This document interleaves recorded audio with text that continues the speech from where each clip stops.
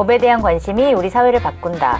박주민 송채경화의 법 바리바리 오늘 16번째 시간 시작하겠습니다. 안녕하세요. 저는 한겨레 21의 송채경화 기자입니다. 안녕하십니까. 법 읽어주는 남자 박주민입니다. 새해 복 많이 받으십시오 라고 하면 안 되는데. 네, 이미 새해는 좀 지났죠. 많이 지났죠. 많이 지났습니다. 네, 무슨 유행하시는 줄 알았네요. 네, 저도 저의 멘트가 있잖아요. 요즘 법 알아가는 재미에 푹 빠져있는 곽크나요. 네. 스스로 거짓말이라고 되게 고민이 많으시던 것 같습니다. 네, 그리고 오늘 게스트는요. 법무법인 위민의 조수진 변호사님 나오셨습니다. 네, 안녕하십니까. 민주사회를 위한 변호사 모임 민생경제위원회 좀 길어요. 민생경제위원회 조세재정팀장을 맡고 있는 와. 예, 법무법인 위민의 조수진 변호사입니다. 반갑습니다. 네. 이야, 아유, 직함이 엄청 많으시네요. 그게 하나의 직함인데 길어요. 하나의 직함이라고요? 예. 그냥 민주사회를 위한 하지 말고 민변이라고 하면 되고. 민변, 민생위, 조수진 민생위. 변호사인 거죠. 팀장, 무슨 팀장이었는데도? 조세재정팀장입니다. 조세재정 팀장. 사실 제가 그 네. 팀을 만들었어요. 만들고 네. 팀장을 하고 있는 거죠. 네. 아마 이제 그 민변 쪽에서 활동하는 변호사 중에 조세에 대해서는 제일 잘할 거예요. 이렇게 화려한 직함을 가지고 계신데, 또 그 전의 경력도 굉장히 화려하십니다. 제가 그런가요? 또 소개를 안 해드릴 수가 없거든요. 이 조수진 변호사님, 고등학교 때 문예반이셨다고요. 문학소녀. 예, 맞습니다. 오늘 좀 약간 헤어스타일 문학소녀 같아요. 깻잎머리. 네. 약간 좀 이렇게 올드하게 요새 그 1987도 유행하고 해서 한번 좀 붙여봤습니다. 1987? 그렇죠. 1987. 저도 영화 봤습니다. 네. 자, 근데 문학소녀이셨다가 이 법조 기자가 되고 싶으셔가지고 법대를 가셨는데 사법고시를 통과해서 또 사법연수원에 갔더니 노동법학회? 네, 여기 들어가는 바람에 운동권도 아니셨는데 굉장히 그 유명하죠. 1만 키로 유명한 바로 그곳. 그 금속노조 법률원에서 변호사로 활동을 하셨다고요. 대단하십니다. 또 이후에 이정희 국회의원의 보좌관, 또 국선변호인 활동을 하시다가 민주사회를 위한 변호사 모임, 민변 사무처장을 하고 계시고 지금은 법무법인 위민에서 일하고 계시고 지금은 무슨 팀장? 조세재정팀장. 네, 정말 대단하십니다. 화려한 경력을 갖고 계시네요. 네. 그리고 대기실에서 여쭤보니까 두 분이 사법연수원 동기시라고. 네, 맞습니다. 예. 사법연수원 동기인데 지금 이 소개해 주신 데는 이제 노동법 연구회만 말씀하셨는데 사실은 인권법 학회도 같이 하셨어요. 예. 인권법 학회 저도 같이 해서 같은 학회 활동도 했었던. 예, 저희 사법연수원 때 이제 인권법 학회 회장을 하셨어요. 네. 박주민 의원이. 예. 제가 그런 사람입니다. 근데 이재정 의원도 같이 저희 연수원 동기에 인권법 학회 같은 회원이었거든요. 다 두루두루 친합니다. 그래서. 예, 맞습니다. 예. 뭐 에피소드 재밌는 거 없나요? 에피소드 재밌는 거를 얘기하면 이제 서로 이제 과거를 드러내요. 사실 제가 할 말이 많습니다만 입이 근질근질하시죠? 제가 뭔가 되게 위험을 감지한 듯한 표정이신데요. 특별히 뭐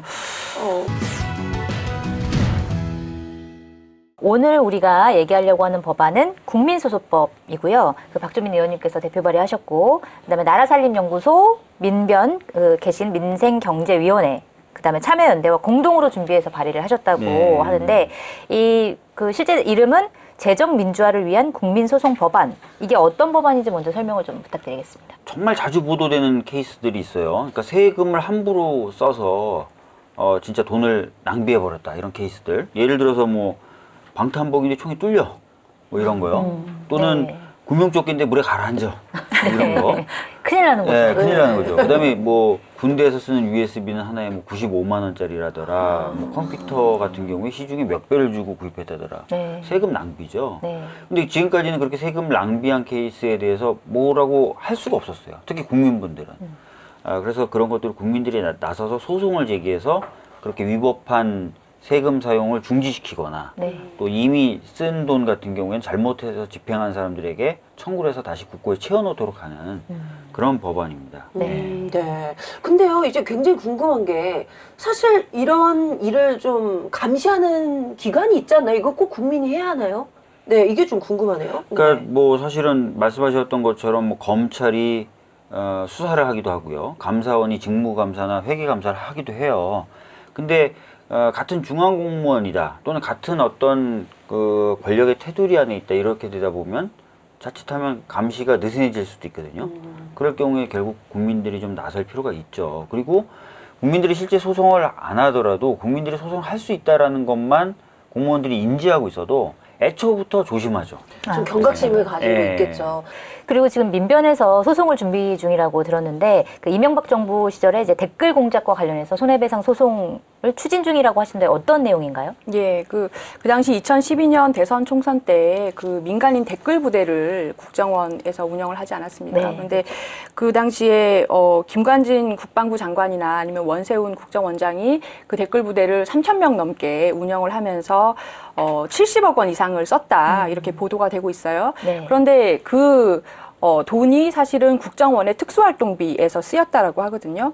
근데 사실 그게 다 위법한 예산 집행인 거죠. 왜냐하면 네. 국정원의 특수활동비라는 거는 그 국정원에서 업무 추진비로 써야 되는 것이고, 뭐 예를 들면은 그 댓글 관련해서 쓰더라도 북한의 무슨 댓글 공작 이런 곳엔 쓸 수 있겠지만, 뭐 국내 정치 관련해서 선거에 개입하기 위해서 뭐 댓글을 천안함 관련해서 뭐 조작을 한다든가 이런 데 쓰면 다 위법한 그 예산 집행이 되는 거예요. 근데 이 점에 대해서 지금 수사가 이루어지고 있지만 그럼 결국에 세금을 국민이 내실 때는 그런 위법한 곳에 쓰라고 낸 게 아닌데 그 70억 원을 누가 그러면 국고를 보상을 하느냐는 겁니다. 네. 그래서 지금 관련해서 이거를 그 손해배상 소송할 수 있는 제도가 없지만 일반 손해배상 소송으로 원고들 중에서 내가 세금 냈는데 너무 억울하다라고 하는 분들을 저희가 원고를 모집을 해서 네. 그 원세훈 전 국정원장에 대해서 피고로 삼아서 한 100억 원대 정도로 손해배상 소송을 제기할 예정이에요. 그러면 이제 원세훈 전 국정원장이 100억 원을 이제 본인이 내야 되는 거죠? 그렇죠. 본인 사재로 행소를 하면. 사재로 내셔야 되는 거죠. 네. 그래요? 근데 이게 관련 법이 없는데도 이런 소송이 가능하긴 한 건가요? 사실은 그 기획소송으로 저희가 제기를 하는 것인데 만약에 법원으로 간다면 이렇게 될 가능성이 사실 많아요. 이거는 국가의 돈이지 납세자이시긴 하지만 국민 여러분들은 원고가 되지 않습니다. 네. 라고 해서 소송이 아예 각하가 되거나 운 좋게 뭐 위자료 부분 통과가 되더라도 사실은 국가가 이 피해를 받은 것이지 국민 여러분은 간접 피해자 아닙니까? 라고 하면서 기각돼 버릴 가능성이 많이 있죠. 네. 그러면은 이 법안이 좀 통과가 되면 또 달라질 수 있는 그런 상황이 되겠네요. 네. 그 소송 자체의 그리고 결과가. 이제 뭐 여러 가지 부수적인 문제도 있어요.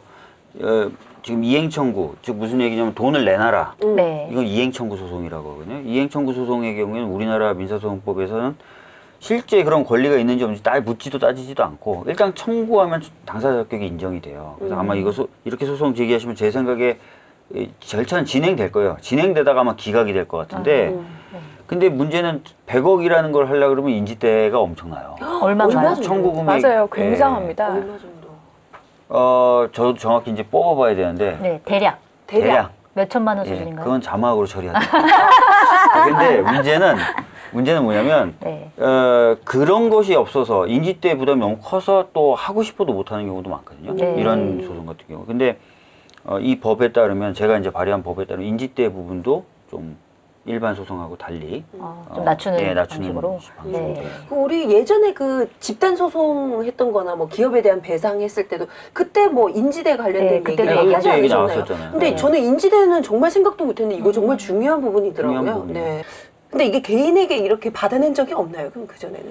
제가 알기로는 뭐 각종 불법 행위를 공무원이 한 경우에도 이걸 구상권 청구라고 보통은 많이 네. 얘기를 하는데 손해배상 소송 당한 경우는 거의 없는 걸로 알고 있어요. 아, 뭐 예를 들면은 뭐 뚫리는 방탄복 아까 의원님 얘기하신 그런 부분도 형사적으로 그러한 뚫리는 방탄복인 걸 알면서도 납품을 받은 그 이제 국방부 공무원이 군인분이 뭐 형사적으로 횡령배임으로 처벌받는 사례는 있지만 그 후에 그러면 그 예산을 네 돈으로 이제 손해배상 해내라라는 소송을 당한 적은 없는 걸로 제가 알고 있습니다.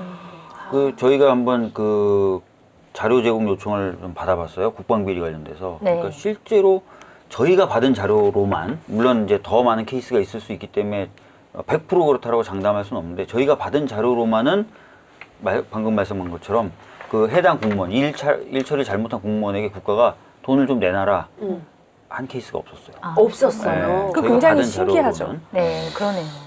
그러니까 현행법상으로 국민 개인이 내가 어떤 재산상의 손해를 봤다. 그래서 손해배상 청구는 가능하지만 실제로 내가 이제 세금을 낸 거기 때문에 국민 그 세금도 내 돈인데 이 세금 전액을 누군가한테 국고로 환수를 해라라고 하는 어떤 내용 소송은 전혀 없었던 거고 이게 이런 소송을 가능하게 하는 게 지금 우리가 얘기하는 국민소송법. 지금은 소송을 제기하면 무조건 진다는 거죠. 그렇죠.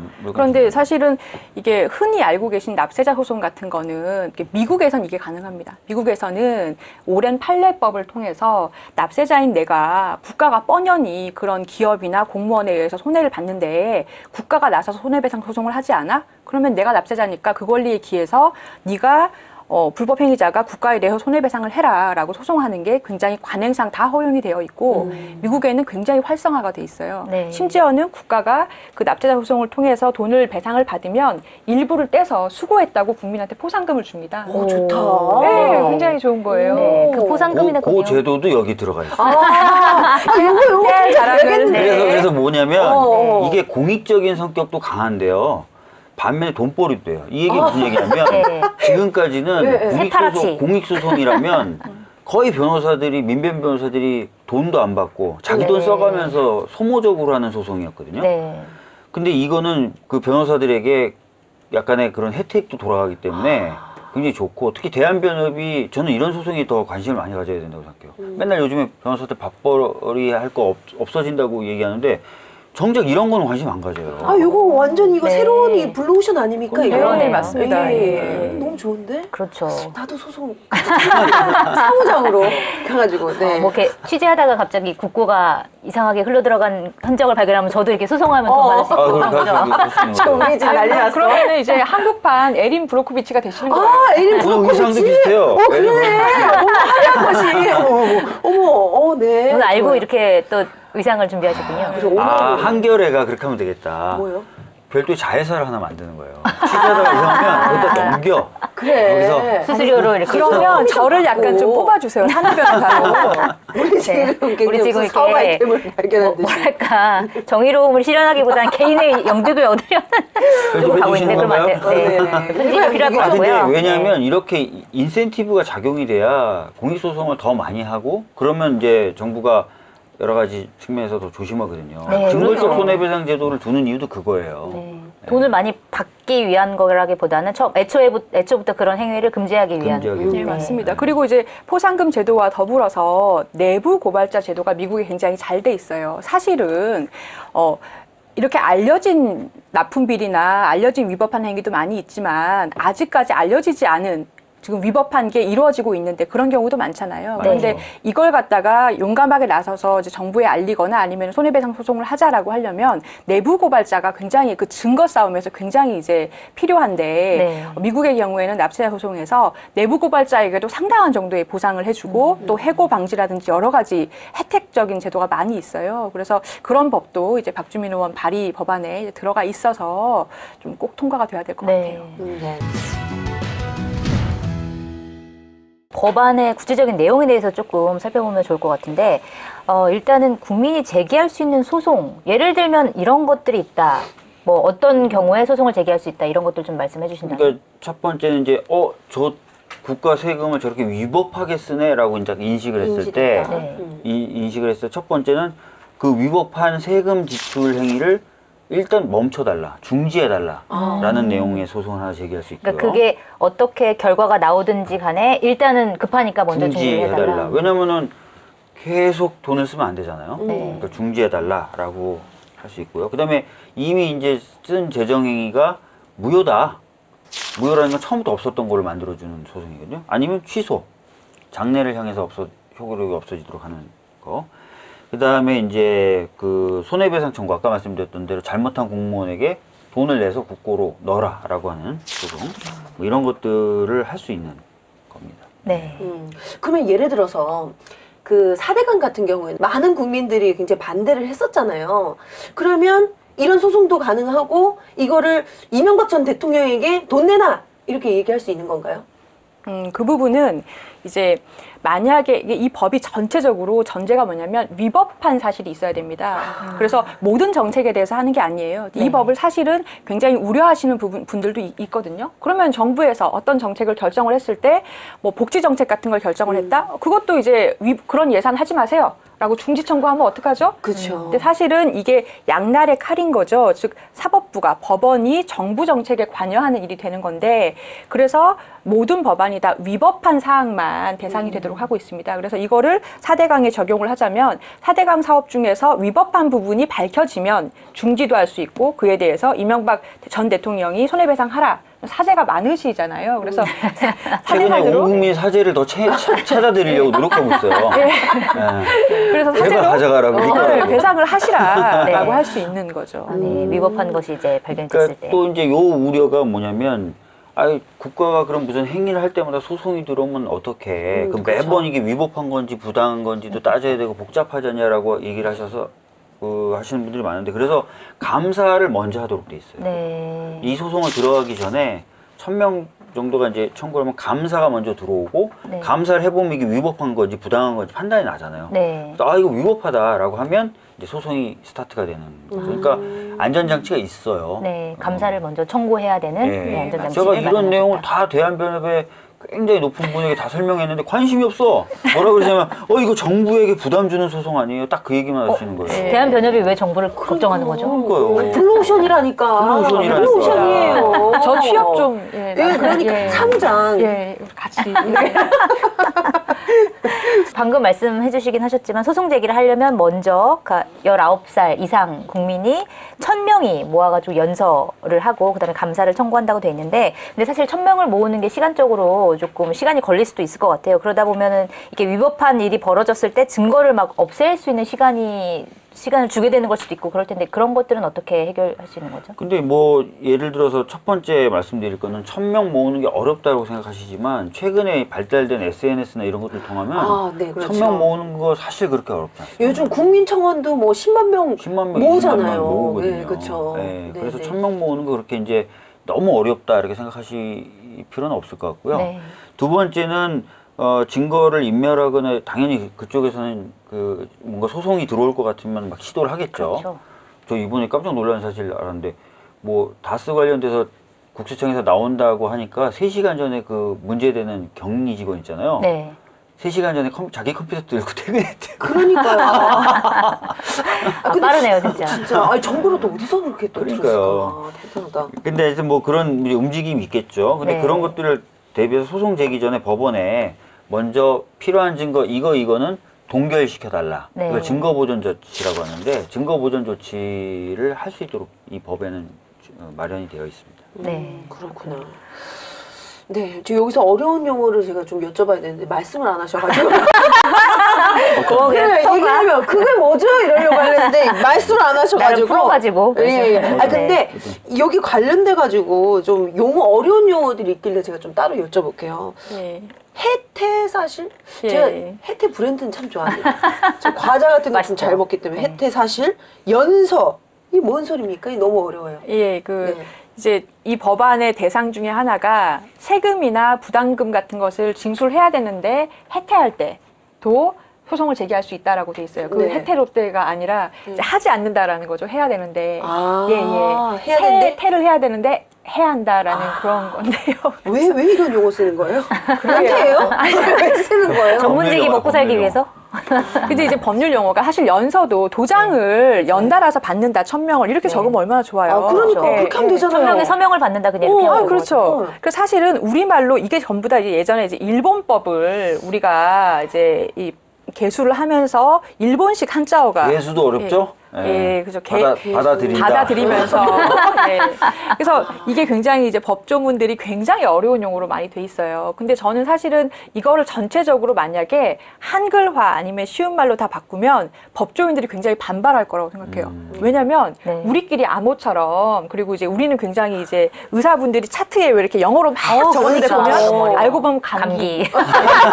알고 보면 타이레놀 두알 이거 영어로 막 뭐라고 막 라틴어로 막 적잖아요. 맞아요. 맞아요. 약간 그런 식으로 법조인들은 이미 익숙해져 있고 또 하나가 우리끼리 척척 그 암호처럼 알아듣고 있는데 이걸 모두 공개를 하거나 이게 한글로 바꾸는 거 약간 좀 거부감이 있을 것 같아요. 근데 사실은 바꾸는 게 맞겠죠. 누구나 법을 보면 내 권리가 어디서부터 어디까지인지 내가 뭘 할 수 있는지 알 수 있어야 좋은 법이라고 할 수 있겠죠. 의원님 앞으로 법 발의하실 때 다 이렇게 풀어서 써주시면 안 되나요? 아니 저는 그래서 되도록이면 쉬운 말을 쓰려고 노력을 하죠. 혜태 연서 이로 들어가 있는데 어떻게 혜태 하실까요? 말고 롯데입니다. 근데 실제로 류은혜 의원이 한번 그 헌법에 대해서 법제처에 의뢰를 한번 해봤대요. 그때 23군데 정도 틀리거나 또는 뭐 잘못된 부분이 헌법이요? 헌법이. 그것 때문에 개헌을 해야 되거든요. 그래서 그런 거를 이제 한글로 좀 풀어 쓰고 맞춤법도 좀 잘하고 뭐 이렇게 좀 많이. 해야 될 필요가 있다라고 그러더라고요. 그러니까 그만큼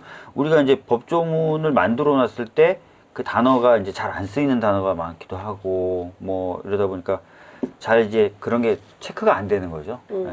이제 정부기관에서 하려고 하는 사업을 중지시킬 이제 이 소송을 걸려면 먼저 감사원에 감사 청구를 해야 된다 말씀하셨는데 그 기간이 있다고요? 예, 60일 정도에 끝내도록 되어 있어요. 감사 기간이요? 예, 감사가. 그러니까 그 60일 정도 감사라고 하면은 사실 어떻게 보면 감사하기에 긴 기간이라고 볼 수는 없어요. 예, 근데 하여튼 신속하게 좀 감사를 하라는 취지에서 이 정도로 잡은 거고, 그다음에 30일 정도 연장은 또 가능하도록 해놨습니다. 그리고 그 사건이 벌어지고 난 다음에 뭐 예를 들어서 과거 사건 같은 경우에는 과거에 이런 위법한 일이 벌어졌다라고 했을 때 소송을 제기하거나 이렇게도 할 수 있는 건가요? 5년 기간을 뒀는데요. 네. 뭐 어떤 분들은 이제 5년이 너무 짧다라고 하시는 분들도 있는데 그렇다고 해서 그러면 무한대로 늘리기도 어렵고 그래서 일단 5년으로. 네. 그 딱 우리 그 이명박 전 대통령 그때 딱 그 재임 기간까지만 좀 걸쳐주시면 안 될까요?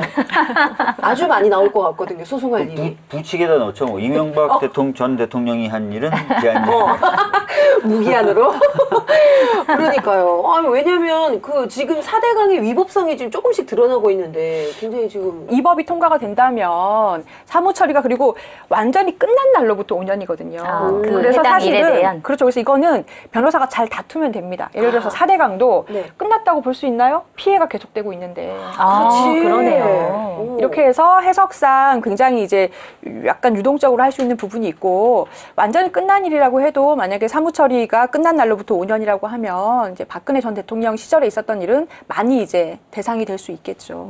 그렇군요. 4대강 같은 경우는 지금도 엄청난 세금이 계속 들어가고 있는 부분이기 때문에 현재 진행형이니까. 네, 현재 진행형으로 볼 수도 있고. 근데 결국에는 전부 다 증거 싸움이 결국엔 될 거예요. 그래서 아까 말씀드린 것처럼 내부 고발자라든지 이런 분들에 대해서 대우나 혜택을 해줄 수 있는 부분이 굉장히 중요해지죠. 네, 그 부분에 대해서 조금 말씀을 여쭤봐야 될 것 같은데 이 내부 고발자들 어떠한 보상이 있는 건가요?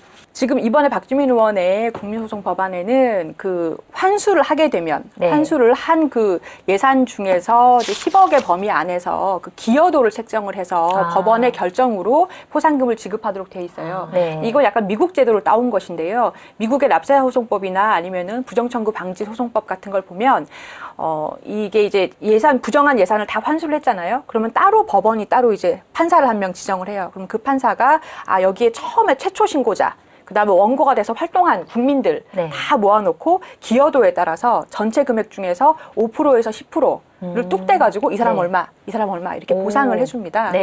그런 제도가 굉장히 잘 돼 있고 그래서 그게 이제 이번 법에 들어가 있는 거고 10억 안에서 그렇죠. 그리고 또 하나가 그 내부 고발자 관련해서는 지금 현행법에서 공익 제보자를 보호하고 있는 법률 규정이 있는데 그거를 갖다가 따서 적용하게 돼 있어요. 예를 들면 그 사람을 부당하게 해고하거나 징계하는 걸 금지를 하고 그 사람에 대해서 필요하다면 여러 가지 뭐 안전상의 조치 같은 걸 할 수 있게 뭐 그렇게 돼 있죠. 네, 그렇구나. 네.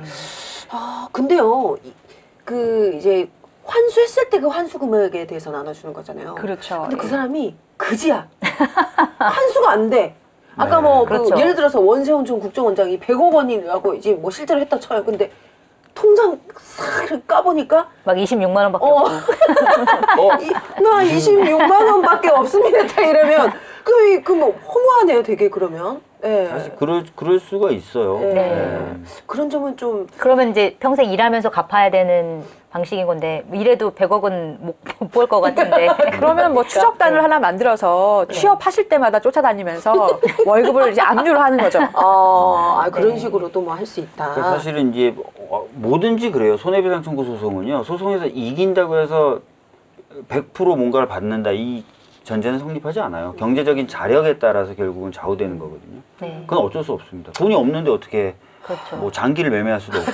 그러니까요. 머리를 끊을 수도 없고. 네. 네. 그런데 안 돼요. 어찌됐든 본인이 이런 위법한 행위를 저지르면 본인의 모든 재산이 다 몰수될 수 있다라는 어떤 경각심을 줄 수 있죠. 경각심을 줄 수 있죠. 그건 그런 법이 굉장히 그리고 이게 사실은 뭐 아까 그 국방부에서 부정한 납품을 받는다거나 이런 건도 사실은 형사처벌이 되지만 보면 뭐 집행유예로 끝난다든가 뭐 거액의 100억대 뭐 이런 뭐 50억대 손해를 끼쳐도 뭐 징역 1, 2년 살면 끝이거든요. 네. 그래서 그걸로 그치지 않고 나의 재산으로 배상을 해야 된다. 이런 점이 법에 있다는 것 자체만 해도 굉장히 이제 심리적으로 그런 일을 하지 않게 만드는, 가담하지 않게 만드는 그런 압박수단이 되죠. 그러니까 사실은 이제 국가가 하는 위법한 행위 중에 그 행위들을 원인으로 분석해 보면 크게 두 가지예요. 하나는 권력에 눌려서 공무원들이라는 불법 행위 보면 첫 번째 권력에 눌려. 또 하나는 돈에 의한, 즉 부정에 의한 거거든요. 근데 이제 부정에 의한 부분은 확실히 경제적 이익을 없도록 만든다. 또는 경제적 이익이 없을 수 있다라는 공포심. 이게 작용되면 없어지죠. 네. 그렇죠. 그러니까 그 중에 이제 말씀드렸던 그 돈에 의한 부정에 의한 어떤 그 위법한 행위를 차단하는 데는 괜찮은 수단이라고 봅니다. 네, 그렇군요. 근데 역사가 굉장히 좀 오래됐나요? 이런 내부 고발 포상하는 제도나 이런 것들이요? 예, 맞습니다. 미국의 경우에는 1860년대부터 이런 법이 있었어요. 그러니까 이게 굉장히 남북전쟁, 오래됐네요. 예, 남북전쟁 당시에 링컨법이라고 하는데요. 링컨이 만들어서 그러니까 우리도 이제 하면 박주민법으로 이게 되겠죠. 주민법. 네. 그런데 링컨법이 뭐냐면 이제 남북전쟁을 할 당시에 사실은 그 북부군을 굉장히 괴롭혔던 게 그 남부군보다는 북부군에게 잘못된 무기 그리고 썩은 식량을 납품을 하는 납품업자들 때문에 네. 굉장히 더 힘들었어요. 그래서 링컨이 그러한 부정하게 국가에 대해서 잘못된 물건을 납품한 다음에 청구하는 사람에 대해서는 그 재산을 불법 행위로 3배 이상 다 환수를 하는 법을 만든 거죠. 네. 그게 링컨법이고 미국에서의 납세자 소송의 시초가 됐고요. 그래서 1860년대부터 그 법이 발전을 쭉 해서 나중에는 납세자 소송법, 부정청구 방지법이라고 해서 연방 정부하고 주 정부에 도입이 되면서 포상금 제도라든지 뭐 5에서 10%를 떼준다든지 그리고 뭐 부정한 청구는 무엇이고 뭐 이런 식의 판례법으로 발달을 한 거죠. 네. 그렇군요. 굉장히 역사가 오래된 법인데 우리나라에서는 아직까지 적용이 안 미국이 되네요. 욕먹을 만한 부분은 많아도 이런 부정에 대한 부분이라든지 시장의 어떤 반독점에 관련된 부분은 나름 잘 하고 있는 부분이 있어요. 네. 이런 건 좀 배워야겠네요. 최근에 그 실적을 한번 보니까 미국에서는 굉장히 환수액이 많습니다. 굉장히 환수액이 많고 왜냐하면 내부 고발자한테 충분히 보상을 해주고 그래서 이걸 전문으로 하는 로펌도 있고 그리고 내부 고발자분들 사실은 아무리 보호를 해도 내부적으로 신고를 하고 나면 직장 그만둬야 되는 경우가 그러니까 그 회사 많잖아요. 다니기가 어렵다니까요. 그런데 그러니까요. 본인이 몇 년치 월급에 해당하는 더 많은 돈을 보상을 받으니까 용감하게 또 내부 고발을 하는 문화가 또 정착이 된 거예요. 그래서 뭐 대표적으로 최근에는 의료 같은 것을 이제 의료보험을 부정하게 수급을 하신 거죠, 미국에서. 네. 그런 사례에 대해서 간호사분이 내부 고발을 이 병원에서 그런 식으로 허위로 치료를 해주고 계속해서 그 이제 의료보험료를 받아갑니다라고 신고 딱 하시고 돈 많이 받아가시고 국가에서는 환수 딱 하고 네. 의료보험 그런 부분이라든지 아니면 뭐 군납비리 같은 거 그런 부분에 대해서 군대 임원이 내부 고발하는 거죠. 우리가 부정하게 뭐 아까 그런 뭐 총이나 이런 부분을 갖다가 납품을 받았습니다. 그런 사례 두 분야에서 가장 많은 그런 신고와 또 납세자 소송이 이루어지고 있는 걸로 나오고 있어요. 굉장히 우리 의료와 생명과 또 관련된 네. 굉장히 또 중요한 부분에서 맞아요. 또 이렇게 내부 고발을 해주니까 뭐 그분들도 돈 타고 더욱더 중요한 건 우리 사회 전체에 기여하는 부분이 굉장히 클 것 그렇죠. 같아요. 안전성이 더 커지는 측면이 예, 있네요. 맞습니다. 그런 그러니까 식으로. 모두가 다 감시자가 되고 모두가 다 우리의 돈을 공통의 우리의 재산을 모두가 다 같이 지키는 거예요. 공무원만 하는 게 아니라 그러니까 굉장히 좋은 제도인 거죠. 아, 네. 그러네요. 또 네. 어떤 분이 그런 얘기를 하셨던 것 같아요. 나라에 돈이 없는 게 아니라 도둑이 많아서 그렇다. 그래서 사실 네. 도둑을 좀 잡으면 지금 있는 돈으로도 충분히 더 잘 살 수 있는데, 그죠? 이 국민소송법과 관련해서 현재 이제 우리나라 국회에 발의되어 있는 법안들이 또 몇 개가 있는데요. 먼저 2016년 8월에 민주당의 이상민 의원이 대표 발의한 납세자 소송에 관한 특별법안이 있고, 그 다음에 2016년 9월에 천정배 의원님이 대표 발의한 위법한 재정행위에 대한 국민소송법안 이렇게가 있는데, 박주민 의원님이 발의하신 법안이 가장 최근에 발의된 법안이라고. 가장 최근에 발의된 법안이고요. 그래서 네. 작년에 사실은 2016년에 두 분이 이제 먼저 발의한 법안도 저희가 다 검토를 했고, 네. 근데 최근에 이제 그 봤을 때 남소는 방지하면서도 어떤 좋은 소송은 좀 활성화시키고 내부 거래도 보호하고, 이래서 내용을 조금 블렌딩을 한 네. 개념이라고 보시면 될 것 같아요. 뭔가 종합적으로 네. 여러 가지를 고려하는 네. 측면이 있다. 네. 사실은 조수진 변호사를 비롯한 민변분들하고 이 관련된 논의를 시작한 건 저도 꽤 길었어요. 근데 애초에 그래서 예정했던 발의 시점보다 많이 늦춰졌어요. 왜냐면은 이거 좀 더 바꿔야 되는데, 좀 더 넣어야 되는데, 이게 될까 안 될까 말하다가 드러낼 부분 좀 드러내고 넣을 부분 좀 넣고 이러느라고 시간이 좀 많이 걸렸어요. 네. 제가 단언컨대 박주민 의원 법안이 제일 잘 된 법이다. 오. 예, 왜냐하면 본인 생각이 가장 일치할 거예요. 제가 관여했기 때문에 지금 이 법을 보면은 이 참여정부 때도 국정과제로 제시가 됐었고, 지금 문재인 정부 들어서도 국정과제로 제시가 된 부분이 있어요. 국민소송법이라는 게. 그런데도 이렇게 법이 만들어지지 않고 이제 국회에서 논의조차 되지 않고 있는 이유가 있다면 어떤 게 있을까요? 한마디로 중앙 공무원 분들이 싫어하세요. 예. 그렇죠. 왜냐하면 그건 사실 그럴만하네요. 자기한테 칼끝을 대는 법이거든요. 네. 지금 자기 재산 걸고 지금 정책을 하라라는 얘기예요. 위법한 사항을 하지 말라라는 얘기거든요. 그래서 이제 제가 사실은 이 법에 대해서 문제의식을 가지고 이렇게 좋은 제도가 옛날에 노무현 정부 때 도입을 하려고 논의를 사실 이게 역사가 굉장히 우리나라에도 깊은 논의 과정이 있었습니다. 그래서 네. 그런 논의가 있었는데 왜 도입이 되지 않는가 해서 옛날 그 회의록 같은 걸 다 찾아봤습니다. 네. 그런데 그 당시에도 경향신문에서 보도를 한 것이 중앙 공무원들이 반발이 극심하다.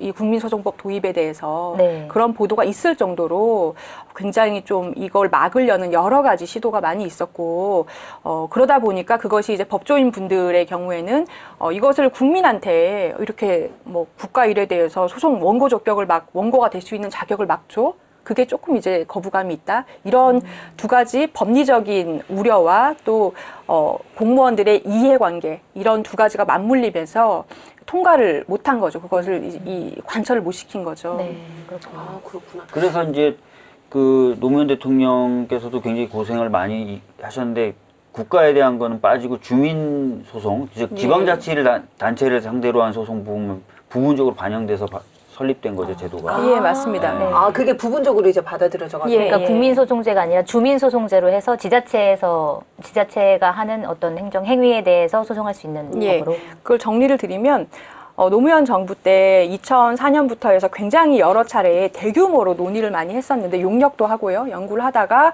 중앙부처에서 너무 극심하게 반발을 하니까, 그러면 좋다, 지방정부, 그러니까 지방공무원의 비리 사실에 대해서 먼저 도입을 하자라고 해서 지방자치단체에 대해서 똑같은 소송을 제기할 수 있는 주민소송이라는 제도가 지금 지방자치법에 들어가 있어요. 네. 그게 2006년부터 시행이 된 거죠. 네. 그래서 이 대표적인 케이스가 사실 또 제가 곧 이사 가는 수원의 옆 동네 용인. 이사 가시니까. 예, 저 수원 이제 시민 될 거거든요. 거기 홍보대사 하고 싶어서 지금 계속 어필하고 있는 거예요. 네, 근데 수원의 옆 동네 우리 용인에다 보니까 이 경전철 문제로 이 주민소송제를 이용을 했더라고요. 제가 거기 대리인입니다. 그러세요? 어머나. 아유 진짜. 왜? 역겹네.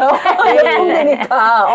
얘기 좀 해주세요. 지금 어떻게 됐는지 그건. 네. 그러니까 이제 주민소송이 사실은 도입된 지가 한 10년 가까이, 10년 넘었는데 그렇게까지 많은 건수가 제기되진 못했어요. 그건 또 말씀을 드릴 거고, 네. 용인 경전철의 경우에는 용인시장 분들이 몇 대에 걸쳐서 경전철을 도입을 해볼까?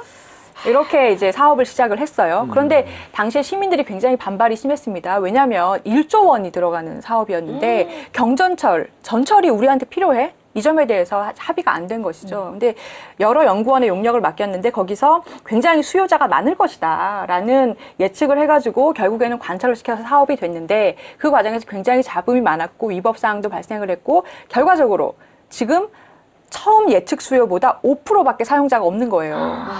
그러니까 100명 쓸 것이다라고 해서 만들었는데 5명이 텅텅 비었어요. 야, 너무하다. 근데 적자가 장난이 아니에요. 심각하게 그럼요. 네. 그런데 계약을 어떻게 했냐면 이게 너네가 사업자를 구해야 되니까 사업자가 보는 적자 중에서 일부를 시에서 보전해 줄게라고 또 계약을 또 한 겁니다. 그럼 세금이 진짜 엄청나게 많이 들어가요. 그래서 지금 매년 이제 세금 먹는 하마가 된 거죠. 네. 그래서 이 용인 시민분들이 이건 참을 수가 없다. 우리 시의 예산이 이런 식으로 쓰이냐. 관련자들 전부 다 소송 걸자. 이렇게 해서 주민소송을 쫙 넣은 겁니다. 네. 그런데 지금 1심에서는 주민들이 단 10억 원만을 승소를 1조 소송을 걸었는데, 그러니까 그 처음에 그렇게 뭐 100명이 사용할 겁니다 하고 예상했는데 5명밖에 안 됐던 그 연구원 사람들, 그리고 네. 시장분들, 그 밑에 비서진, 그리고 그 밑에 이제 관련자분들한테 쫙 소송을 걸었는데, 법원에서는 이게 이제 정책 결정이다라는 점하고 위법하다라고 할 수 있는 결정적인 내부 제보 같은 게 이제 없는 상황인 거죠. 그래서 이거는 무능한 것이지 위법하다고 보기 어렵다라고 해서 그중에 일부 위법한 게 명백한 경우에만 10억 승소된 상황에서 지금 2심, 3심까지 올라가 있는 상황이에요.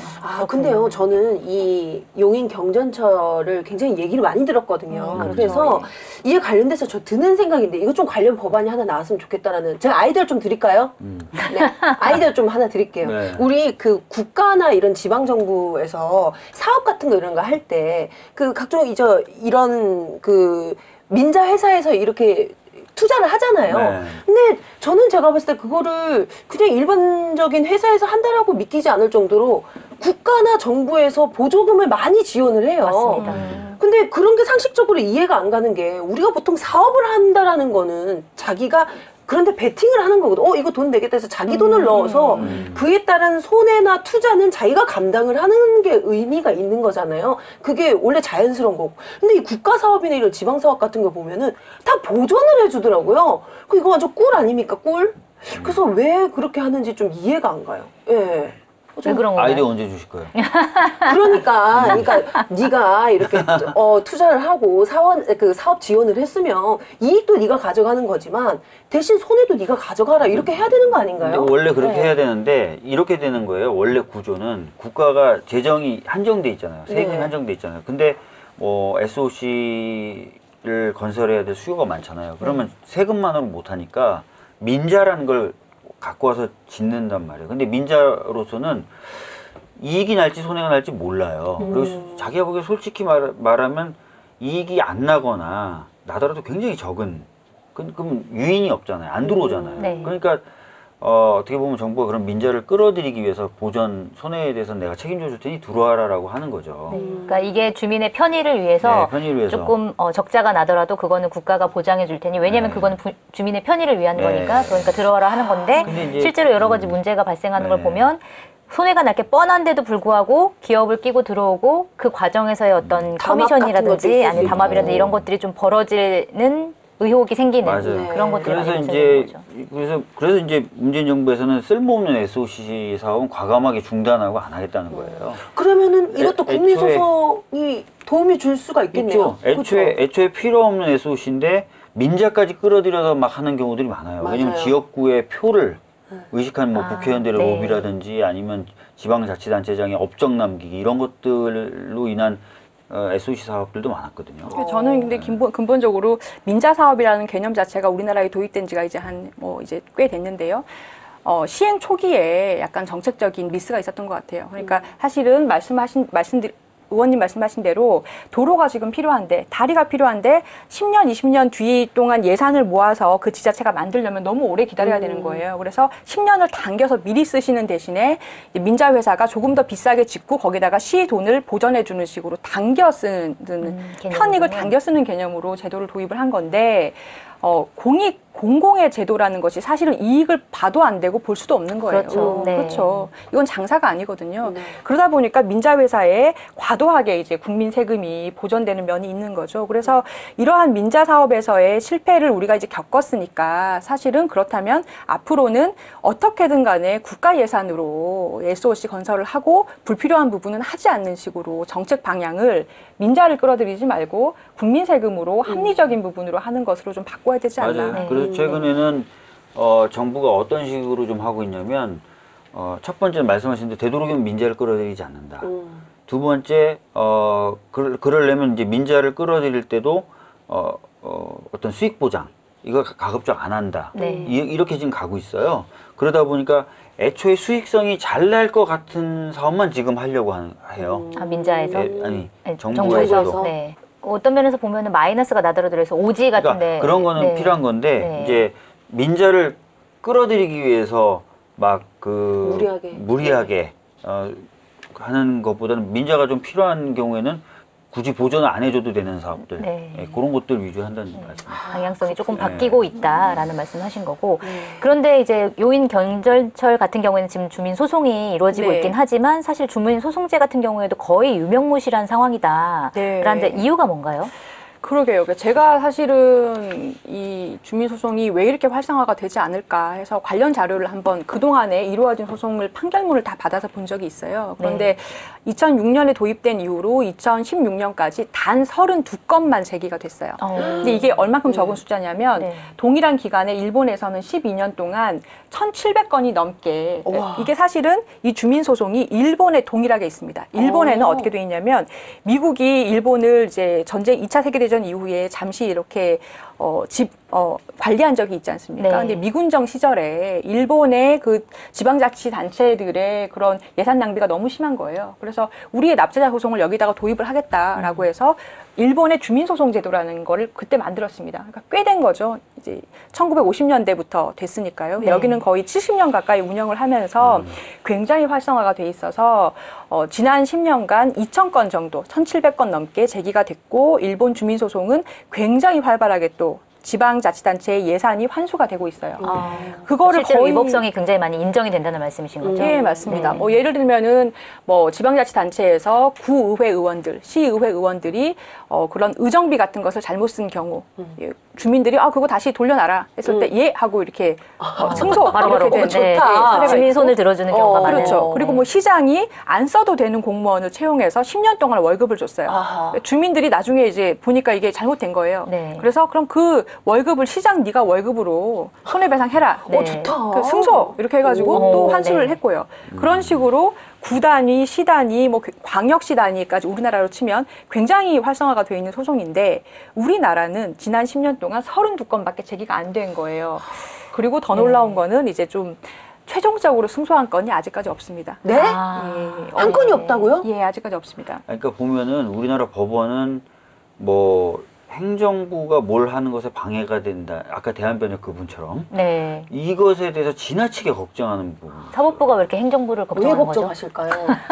왜 그렇게 지나치게 걱정하실까요? 아, 진짜요?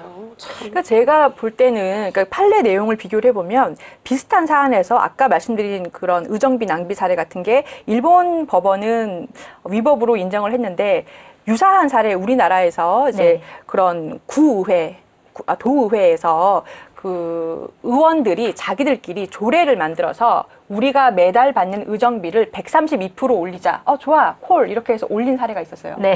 그래서 셀프. 셀프로. 월급이 이제 300만 원이 넘어간 거예요. 네. 그래서 주민들이 아니 이게 말이 돼요? 이렇게 해서 그걸 주민소송을 걸었습니다. 이건 네. 위법하게 의정비를 올리는 조례를 통과시킨 거다. 했는데 법원이 적법 이렇게 하고 주민소송 기각을 했어요. 어머나. 네. 근데 그 이유를 보면 이거는 자치권 내이기 때문에 위법하다고 보기가 우리가 조금 좀 그런데요. 어렵습니다. 이렇게 네. 판단을 한 사례거든요. 이런 식으로 이제 주민소송을 운영을 하면서 법원에서 웬만하면 좀 법원이 이걸 나서서 위법하다라고 판단하기가 좀 어렵다. 네. 이렇게 해서 기각한 사례가 굉장히 많이 있었어요. 그러다 보니까 그럼 이걸 누가 하겠어요? 도장을 그러니까요. 지금 주민소송 500명 받아야 되거든요. 네. 도장 받아야죠. 뭐 소송 뛰어다녀야죠. 네. 변호사 써야죠. 가뜩이나 인지대도 나한테. 내야 되고. 그렇죠. 그리고 그러니까. 주민소송은 포상금 제도가 없습니다. 어머나. 예, 그냥 공익을 위해서 아름다운 마음으로 하는 거예요. 네?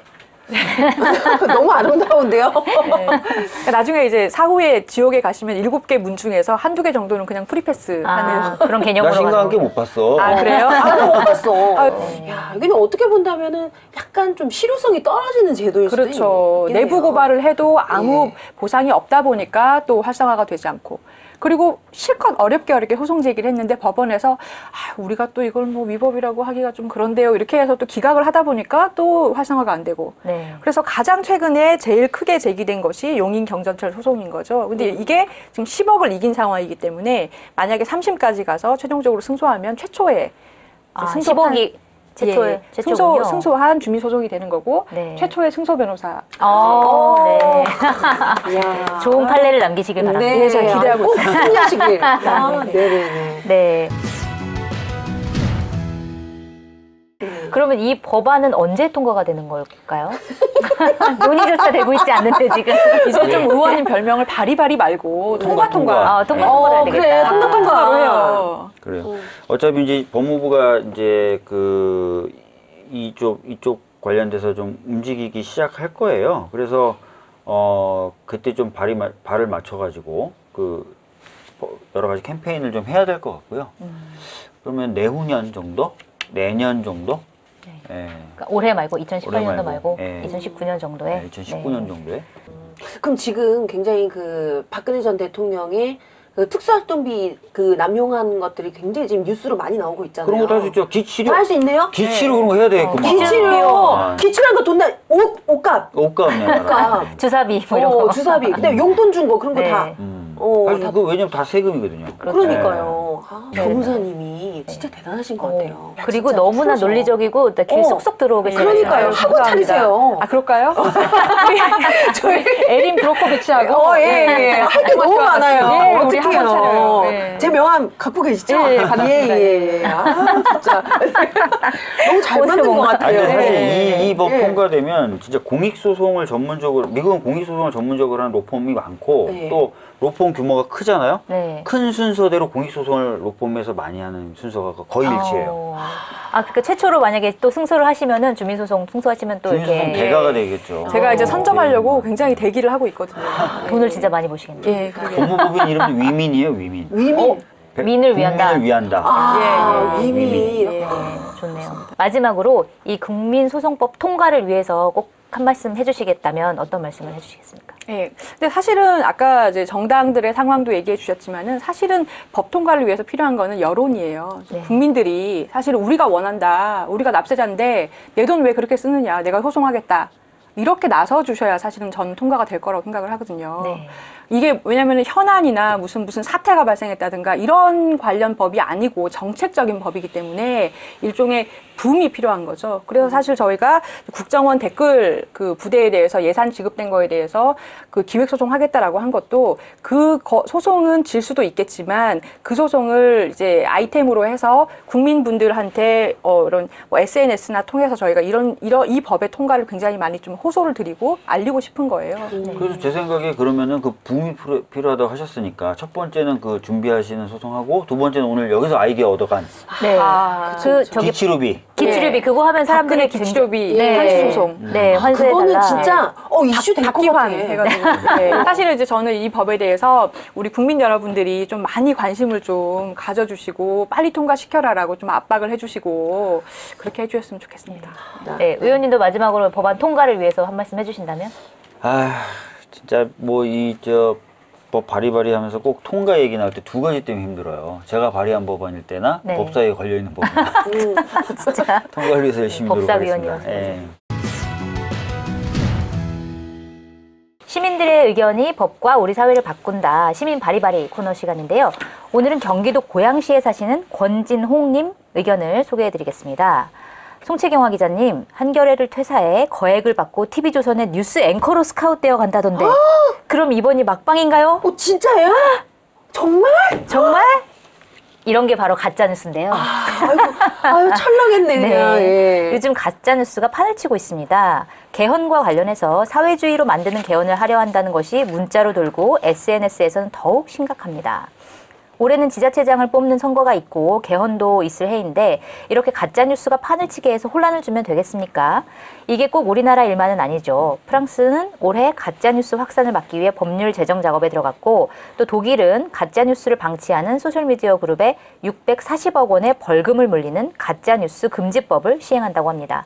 그만큼 가짜뉴스의 폐해가 크다는 것 아니겠습니까? 우리도 가짜뉴스가 발붙이지 못하도록 이런 가짜뉴스를 만드는 이와 독일처럼 가짜뉴스를 방치하는 이들까지 처벌할 수 있는 법안을 만들어 주셨으면 합니다. 야, 네. 오, 괜찮네요. 이거 진짜 요즘 꼭 필요한 거거든요. 네, 근데 그 민주당에서 더불어민주당에서 사실 이 가짜 뉴스에 대응하는 TF팀 뭐 만들지 않았나요? 가짜뉴스 신고센터 같은 것도 만들고 그래서 신고하시면은 이제 저희 당과 함께하는 변호사들이 법률 검토해가지고 법적 조치하는 것까지 지금 하고 있거든요. 네. 근데 이제 사후적으로 이렇게 신고받아가지고 검찰에 고소고발하고 그 다음에 수사를 기다리고 하는 것보다는 좀 어떻게 좀 사전에 좀 예방할 수 있는 그런 제도들을 많이 얘기하시는 것 같아요. 네. 예. 그러니까 예전에 뭐 네. 미국 대선 때 보면은 힐러리와 관련해 가짜 뉴스가 굉장히 많이 나왔는데 무슨 누구를 납치했다든지 뭐 약간 이런 얼토당토 않은 전혀 사실과 다른 것들이 막 나와가지고 그게 대선에도 영향을 미쳤다는 등 뭐 이런 얘기들이 많은데 그러니까 전혀 사실과 관계 없는 내용이 사실인 것처럼 보도되는 경우라고 봐야 될 것 같아요. 네. 지금은 그 법적 사실은 그러면은 형사적으로 처벌을 하던가 아니면은 뭐 손해배상을 굉장히 거액을 물리던가 이제 둘 중에 하나가 사실은 왜냐하면 그 가짜 뉴스를 치는 순간 그 손을 딱 잡고 중지를 시킬 수는 없잖아요. 이거를 물리적으로 막을 수는 없기 때문에 그렇게 약간 사후적으로 어느 불이익을 줘서 사전적으로 막게 하는 수밖에 없을 것 같은데 지금 법에 보면 약간 구멍이 있는 것 같긴 해요. 예를 들어서 그 가짜 뉴스로 인해서 누군가가 명예훼손을 당했거나 뭐 아니면 뭐 어떤 식의 개인적인 피해가 발생을 해야지 그 가짜 뉴스를 작성한 사람이 형법적으로 처벌이 되거든요. 네. 근데 사실은 가짜 뉴스라는 그 거짓말 자체가 돌아다님으로 해서 굉장히 얕지만 넓은 수준으로 굉장히 이제 피해가 많이 그렇죠. 발생을 하는 거잖아요. 그래서 독일이나 프랑스처럼 아예 그 가짜 뉴스를 배포했다는 사실 자체를 좀 처벌하거나 아니면 그 자체를 불법 행위로 굉장히 좀 거액의 손해배상을 매긴다든가 뭐 그런 식의 법이나 뭐 판례 이런 게 좀 필요하지 않나. 요즘은 진짜 많이 얘기하셔서 검토를 저도 지금 하고 있는데 애매하고 어려운 부분이 있는 게 가짜 뉴스의 정확한 개념이 뭐냐 이거 정의하는 것도 그렇고 형사처벌로 하는 게 꼭 그런 만능이냐 아니면 사후적으로 손해배상 청구를 하게 하는 게 낫냐 근데 손해배상 청구를 하게 될 경우 그럼 신속성이나 이런 건 어떻게 담보할 것이냐 이런 것들이 좀 많이 고민이 되더라고요.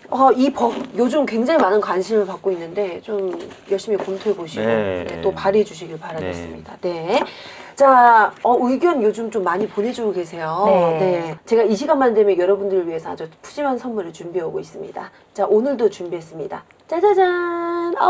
네. 책이 너무 예쁘죠? 제목이 생각 죽기인데요. 자신을 덧칠하는 것은 위선이요. 벗겨내는 것은 참회이다. 덧칠하기는 쉽지만 벗겨내기는 정녕 어렵다. 네, 2013년부터 한겨레 지면에 연재되고 있는 김영훈의 생각 줍기가 한 권의 책으로 지금 나왔습니다. 네, 김영훈 화백이 이렇게 얘기를 한다고 하네요. 누구에게나 인생길은 초행길이죠. 그 길 물어물어 쉬엄쉬엄 함께 가면 안 될까요? 빨리 가려면 혼자서 가고 멀리 가려면 같이 가라고 하던데요. 굉장히 좋은 말이네요. 네. 우리 같이 가요. 아시겠죠? 네. 자, 현대인의 부주의한 일상에 이 생각의 쉼표와 행복한 마침표를 주는 글과 그림입니다. 안에 보니까 그림이 너무 예뻐요. 꼭 한번 읽어보시길 바라겠고요. 새 소중한 사람들에게 의미 있는 선물, 저희가 의견 보내주신 그 분들께 선물로 이 책을 드리겠고요. 많은 참여 부탁드릴게요. 저희 법 바리바리에서는 시청자분들의 의견을 기다리고 있는데요. 저희 페이스북 페이지가 있습니다. 박주민 송채경화의 법 바리바리 페이스북 검색해 주시고 좋아요를 꾹 눌러주신 다음에 의견과 함께 성함과 연락처 주소 남겨주시면 저희가 그중에서 10분을 선정해서 선물을 보내드리도록 하겠습니다. 예, 오늘 함께해 주신 법무법인 위민의 조수진 변호사님 주민소송 승소하셔서 대박 나시길. 감사합니다. 오늘 고생 많으셨습니다. 감사합니다. 네, 감사합니다. 감사합니다. 네, 다음 시간에는 더 알찬 내용으로 찾아뵙기를 약속드리면서 오늘 박주민 송채경화의 법 바리바리 여기서 마치겠습니다. 감사합니다. 네, 감사합니다. 감사합니다.